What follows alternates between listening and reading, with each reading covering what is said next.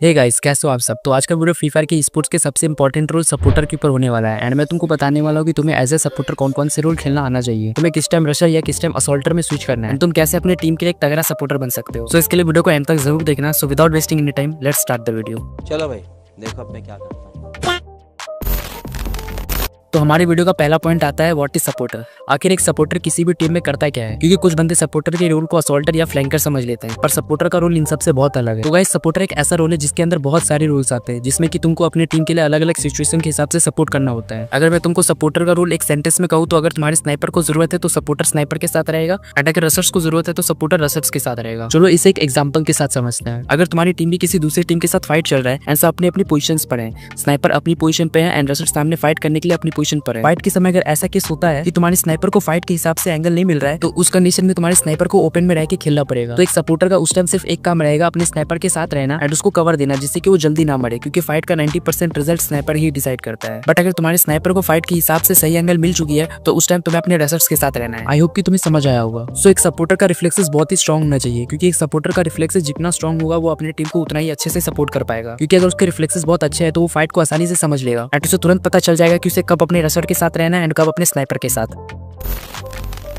हमारे वीडियो का दूसरा पॉइंट आता है सपोर्टर रूल्स। मतलब एक सपोर्टर को कौन कौन सा रूल अच्छे से खेलना आना चाहिए, क्योंकि एक सपोर्टर को फाइट के हिसाब से या तो अपने स्नाइपर के साथ रहना पड़ता है या अपने रसर्स के साथ। तो जब एक सपोर्टर अपने रसर्स के साथ है तो उस टाइम उसे रश करना पड़ेगा, पीछे से नेट करनी पड़ेगी, एंड एक सपोर्टर को फ्लैंकिंग भी आना चाहिए, क्योंकि बहुत बार तुम्हें अपने एनिमी को फ्लैंक करके भी मारना पड़ता है। तो सिंपल वर्ड्स में एक सपोर्टर अपने टीम का ऑलराउंडर होता है, क्योंकि उसे फाइट के हिसाब से उस तरह से खुद को ढालना पड़ता है। एंड जब एक सपोर्टर स्नाइपर के साथ होता है तो उस टाइम उसे असॉल्टर बनना पड़ता है। तो एक सपोर्टर को हाई डैमेज वाली गन्स भी अच्छे से चलाना आना चाहिए। बाय द वे, मैंने अपना पिछला वीडियो स्नाइपर के ऊपर बनाया था, अगर तुमने नहीं देखा है तो तुम्हें ऊपर दिख रहा होगा, तुम उसे देख सकते हो, क्योंकि यूट्यूब ने इस वीडियो को गंदा डाउन कर दिया है। सो अगर तुम एक स्नाइपर हो तो उस वीडियो को जरूर देखना। सो एक सपोर्टर को बहुत सारे रूल्स पर खेलना आना चाहिए, तभी वो एक परफेक्ट सपोर्टर बनता है। क्योंकि एक रसर का रूल सिर्फ रश करना है एंड एक स्नाइपर का रूल सिर्फ स्नाइपिंग करना होता है। वो दूसरा कोई रोल में नहीं खेलते, बट एक सपोर्टर को सिचुएशन के हिसाब से मल्टीपल रूल्स में शिफ्ट करना पड़ता है। जब उसके टीम को रश चाहिए तो वो रश करता है, जब कवर चाहिए तो वो असॉल्टर बन जाता है। सो इससे तुम्हें पता चल रहा होगा कि एक सपोर्टर का रोल किसी भी टीम के लिए कितना ज्यादा इंपॉर्टेंट होता है। एक सपोर्टर का रोल बिल्कुल भी आसान नहीं होता। सो देखो, एक सपोर्टर किसी भी चीज में उतना ज्यादा परफेक्ट नहीं होता है, और मैं तुमको कहूंगा भी नहीं कि तुम जब ऐसे रसर खेलो तो तुम्हें 1v2 या 1v3 इजीली निकालना आना चाहिए, क्योंकि एक सपोर्टर को बहुत सारे रूल्स पर खेलना पड़ता है। वो हर रूल में परफेक्ट नहीं हो सकता, पर एक सपोर्टर का यही तो काम है, जो बंदे अपने रूल्स में परफेक्ट है उनको सपोर्ट करना, जिससे कि वो अपनी टीम के लिए और अच्छा परफॉर्म कर पाए।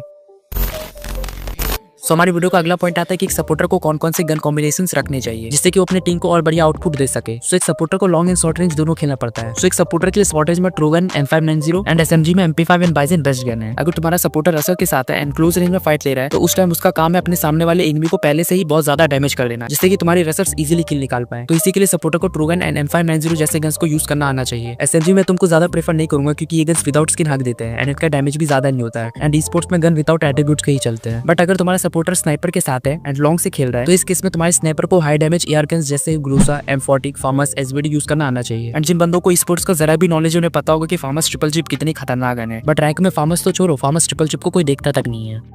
इतना चुभने लगा हूँ सबको, छुरा तो नहीं हूँ। अब बात रही थर्ड गन स्लॉट की, तो तुम्हें यहाँ पे SGL यूज करना है। सो बात आती है एक सपोर्टर के लिए कौन कौन से कैरेक्टर स्किल बेस्ट रहेंगे, जो कि उसका एंड उसके साथ साथ पूरी टीम को बेनिफिट दे। सो अगर तुम एक ऐसे सपोर्टर जो कि रसर्स के साथ ज्यादा खेलना प्रेफर करता है, तो इस केस में एक सपोर्टर को अपने एक्टिव स्किल में A124 को रखना है, जिसका यूज करके तुम सामने वाले रसर्स का स्किल ब्लॉक कर सकते हो। एंड देन तुमको मूव को यूज करना है, क्योंकि जिनके ऊपर स्किल ब्लॉकर लगेगा उनकी लोकेशन भी मार्क हो जाएगी। सेकंड स्लॉट में तुम्हें कपेला यूज करना है, एंड इसकी स्किल कुछ ऐसी है कि तुम अगर अपने किसी भी गन से अपने टीममेट को मारोगे तो वो हील होते जाएगा। मतलब एक तरह से ये कैरेक्टर तुम्हारी सारी गन्स को ट्रीटमेंट गन बना देगी। थर्ड स्लॉट में तुम कायरोस लगा के खेलो, क्योंकि इसके दो स्किल है। पहला स्किल है ये तुमको EP देते रहेगा, एंड दूसरा स्किल है जैसे तुम्हारा EP फुल हो जाएगा वो सामने वाले एनिमी के वेस्ट को 2 से 3 बुलेट में फाड़ देगा। And as a supporter active skill में तुम A124 की जगह पे KC का भी यूज कर सकते हो, एंड ये स्किल को तुम अपने किसी भी टीममेट के साथ कनेक्ट कर सकते हो। एंड जब तुम एंड तुम्हारे टीममेट डैमेज होगे तो ये कैरेक्टर तुम्हें तुम्हारे टीममेट दोनों को HP देते रहेगी। सो बात करते हैं कैरेक्टर स्किल कॉम्बिनेशन सपोर्टर की जो स्नाइपर के साथ ज्यादा खेलते हैं। तो एक्टिव स्किल में तुम्हें होमर यूज करना है। अगर तुम T3 या T2 की लॉबी देखोगे तो उसमें तुम्हें ज्यादातर सपोर्टर KC यूज करते हुए मिलेंगे, पर अगर तुम इंटरनेशनल टूर्नामेंट्स देखोगे तो तुम्हें होमर का यूज करते हुए बहुत सारे बंदे मिल जाएंगे। एंड होमर का स्किल सिंपल सा है, अगर तुम्हारे आसपास कोई एनिमी है, अगर तुम्हारा ड्रोन उस पर लगता है तो उसे इंस्टेंट 25 का डैमेज लगता है एंड उसका rate of fire and movement speed घट जाता है। तो इसलिए तुम्हें मोको को रखना ही है, क्योंकि तुम्हें तभी तो पता चलेगा कि तुम्हारा ड्रोन किसे लगा एंड वो है कहाँ। सेकंड में तुम्हें कायरोस रखना है, थर्ड स्लॉट में तुम्हें मारो यूज करना है। सो गाइस, तुम्हारे सपोर्टर सिचुएशन के हिसाब से कभी रसर के साथ खेलता है तो कभी स्नाइपर के साथ खेलता है। बट अब तुम्हारे मन में ये क्वेश्चन होगा कि वो किन सिचुएशन में रसर के साथ खेलता है एंड किन सिचुएशन में स्नाइपर के साथ खेलता है। तो ये सारी चीजें मैं तुमको इसके पार्ट 2 में बताऊंगा। एंड तुम ह्यूमर का यूज एक प्रो की तरह कैसे कर सकते हो स्पोर्ट्स में एंड एज अ सपोर्टर तुम्हें कौन कौन से टेक्निक्स एंड ड्रिल्स प्रैक्टिस करनी चाहिए, ये सब मैं अगली वीडियो में कवर करूंगा। तुम्हें बस कमेंट में पार्ट 2 लिख देना है, जिससे मुझे थोड़ा मोटिवेशन मिलेगा एंड मुझे पता लगेगा कि हाँ तुम लोग इंटरेस्टेड हो। सो अगर इस वीडियो पे पार्ट 2 के 50 कमेंट्स आते हैं तो मैं वीडियो बना दूंगा। सो आज की वीडियो में इतना ही। सो मिलते हैं नेक्स्ट वीडियो में, तब तक के लिए टेक केयर, बाय बाय।